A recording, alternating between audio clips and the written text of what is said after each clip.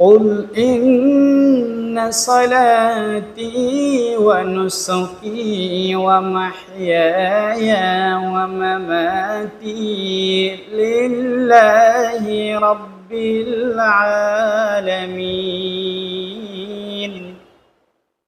বলুন, নিশ্চয়ই আমার নামাজ, আমার কোরবানি, আমার সামগ্রিক উপাসনা, আমার হায়াত এবং মৌত সবটাই বিশ্বজগতের মালিক আল্লাহ রব্বুল আলামিনের জন্য।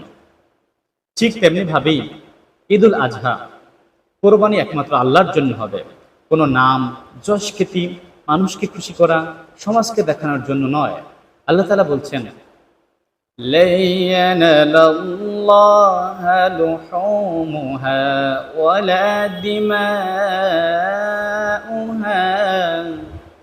ولكن يناله التقوى منكم। আল্লাহ রাব্বুল আলামিনের কাছে কোরবানির পশুর রক্ত, গোশত, চামড়া কোনো অংশই পৌঁছে না, শুধুমাত্র তোমাদের তাকওয়া আল্লাহ রাব্বুল আলামিনের কাছে পৌঁছবে। কে কতটুকুন পরিমাণ আল্লাহকে খুশি করার জন্য কোরবানি করেছে, সে তত পরিমাণে সওয়াবের অংশীদার হবে। হযরত ইব্রাহিম আলাইহিস সালামকে আল্লাহ তাআলা তার সন্তান ইসমাইলকে জবাহ করার আদেশ করলেন, আর আল্লাহ তাআলার নবী ইব্রাহিম আলাইহিস সালাম আদেশ পেতে দেরি সাথে সাথে তিনি আল্লাহ তাআলার আদেশ বাস্তবায়নের জন্য লেগে গেলেন। আল্লাহ তাআলার আদেশ পাওয়ার জন্য সন্তানের গলায় ইব্রাহিম আলাইহিস সালাম ছুরি চালাচ্ছেন। আল্লাহ তাআলা তার এই দৃশ্য দেখে খুশি হয়ে গেলেন। ইসমাইল জবে হলো না, কুরবানির পশু আল্লাহ জান্নাত থেকে একটি পশু এনে সেখানে ইসমাইলের জায়গায় শোয়ায় দিলেন। পশু জবে হয়ে গেল।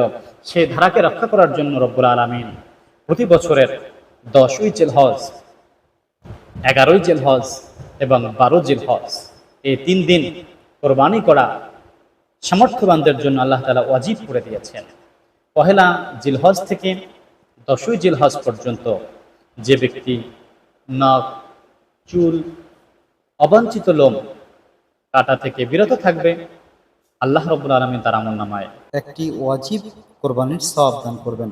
আল্লাহ তাআলা আমাদের কোরবানিগুলোকে আল্লাহর জন্য করার তৌফিক দান করেন। সতেজ সবল পশু ক্রয় করবেন এবং গরু এবং মহিষ দিয়ে যারা দিতে চাচ্ছেন 7 ভাগে অংশ নিতে পারবেন। দুম্বা, বকরি, মেষ এগুলোর ক্ষেত্রে এক নামে একটি পশু। ঠিক অনুরূপভাবে কোরবানির পশুকে আপনারা নিজেরা ভক্ষণ করবেন, আত্মীয় স্বজন, প্রতিবেশী, গরিব মিসকিন এদেরকে দান করবেন। আকিকার গোশত বন্টনের ক্ষেত্রে কোরবানির গোশত বন্টনের মতো একই নিয়ম। আকিকা যার নামে দেওয়া হচ্ছে তিনিও গোশত ভক্ষণ করতে পারবেন, কোনো বাধা নিষেধ নেই। আল্লাহ আমাদের সকলকেই কোরবানিগুলো আল্লাহর জন্য করার তৌফিক দান করেন, আমিন। আসসালামু আলাইকুম ওয়া রাহমাতুল্লাহি ওয়া বারাকাতুহু।